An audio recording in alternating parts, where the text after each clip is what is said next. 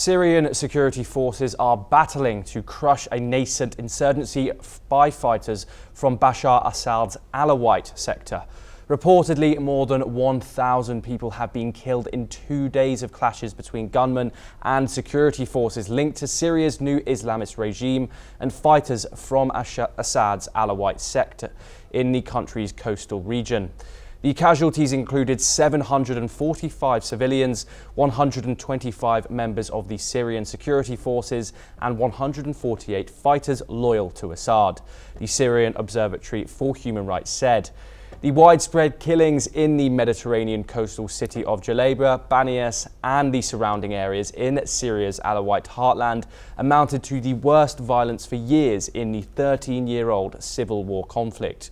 Reportedly, the victims included women and children from the Alawite minority. The violence in Syria is raising more doubts about the Islamist government's ability to rule fairly.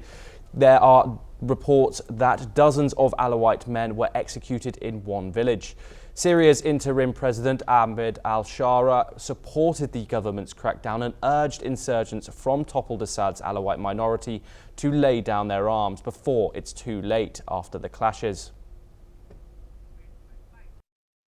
سيحاسب حسابا شديدا كل من يتجاوز على المدنيين العزل ويأخذ أقواما بجريرة أقوام فإن أهلنا في الساحل في مناطق الاشتباك جزء من مسؤوليتنا والواجب علينا حمايتهم وإنقاذهم من شرور عصابات النظام. Now for the latest developments on the Gaza ceasefire deal.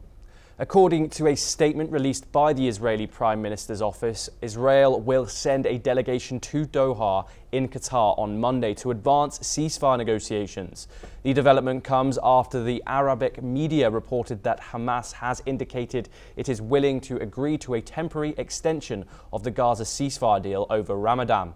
Hamas spokesperson Abdul al-Latif al-Kanu said in a press statement that the efforts of the Egyptian and Qatari mediators are ongoing to finalize the implementation of the ceasefire agreement and initiate negotiations for its second phase, with positive indicators that in that direction. He emphasized Hamas's readiness to engage in these negotiations in a manner that meets the demands of the Palestinian people.